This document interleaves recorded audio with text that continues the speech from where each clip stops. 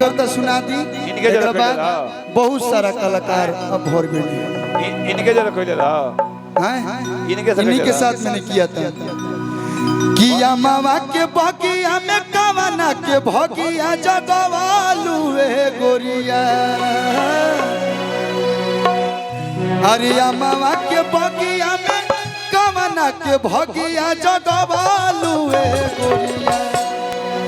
अरे देखिए ये तो हरी हरी ओढ़नी छोड़ी थी कि गाना आई यो काज ने कहा छोड़ रही वही पे गाना बा। अरे कहा में ओढ़नी बिछावल की दगिया लगावलू गोरिया कहा में ओढ़नी बिछावल की दगिया लगावलू मामा के बगिया में कवना के भगिया जगवलू गोरिया।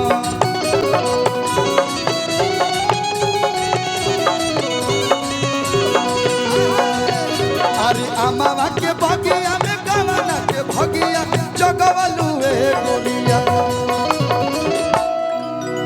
अरे कहावा में ओढ़नी बिछावलू की दगिया लगवलू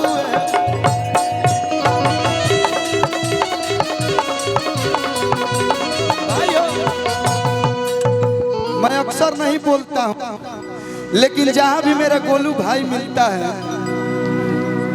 हाँ ये करो खैराइए मारता यो कबे से फेरा में रह के डिंपल भी रिसोर्ट जहाँ भी हमारे हम तो भाई हमने के बहुत कम मुलाकात होला कहीं मुलाकात हो को चाहे मत हो को लेकिन अज्ञाओ तो जरूर होला आ बात भी बहुत बढ़िया से होला भले ही 5-6 गो हमारे के प्रोग्राम देले हम में 4 गो कप पाइना 2 गो ना कप पाइना लेकिन होल एकलू हां यो कबे से डिंपल से भेंट करे खातिर एकदम खोरी कट ले। मैंने तो सुना एक बार मुलाकात हो चुका है एक टर्न हो चुका है लेकिन क्या है गोलू भैया के शरीर देख लो लोग एक बार से मन उड़ाए वाला नहीं खे। अरे तक स्वास्थ्य के भाई तार गायकी का तो सभी फैन है लेकिन जो डांस करते हैं ना गोलू भाई हाँ हाँ अरे तो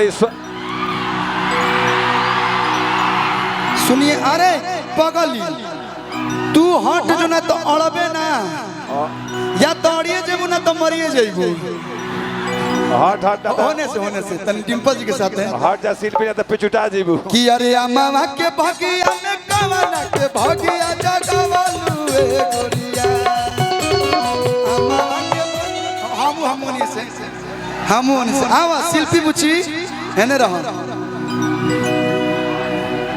बाप रे नाचो तर रे भाई कतनो भैया हाउ कुल हो जाओ। अरे बाप आज हम भी संतोष पागल बन जाएंगे तो पेट के बाल ना तो हाफ कबर से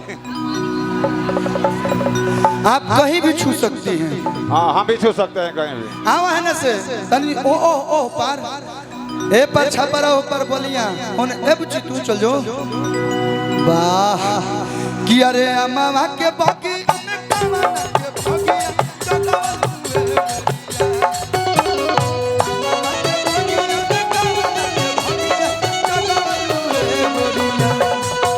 अरे कहां में ओढ़नी बिछावलू की दगिया लगवलू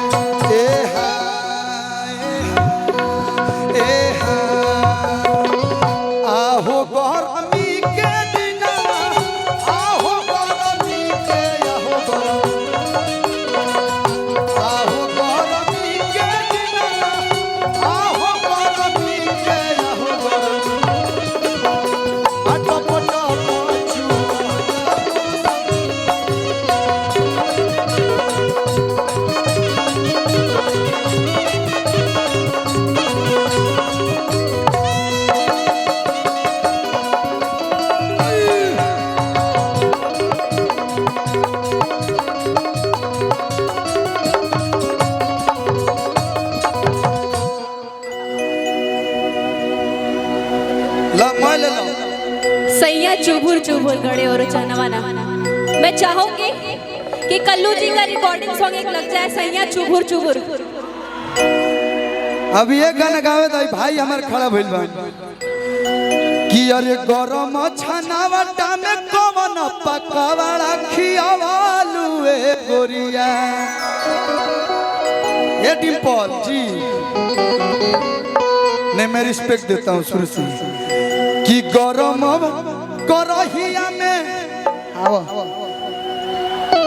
कि गरम करहिया में अगियावा के छनावटा ठेकवालू ए गोरिया।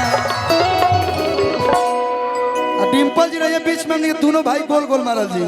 अरे कहावा में ओढ़नी बिछावा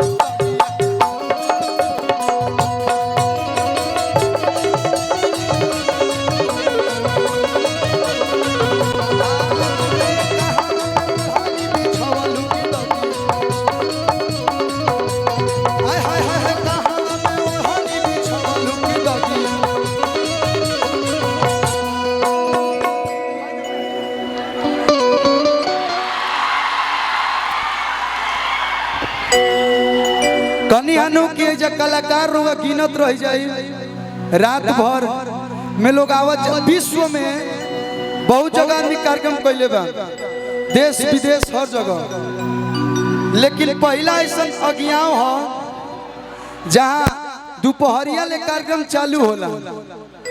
आज कहला प्रोग्राम शुरू खत्म होने का कोई टाइमिंग नहीं है। तेजा कलाकारन से प्यार बा लागल भैया, लागल तो प्ले को दो, समय कम बा निकल जाओ।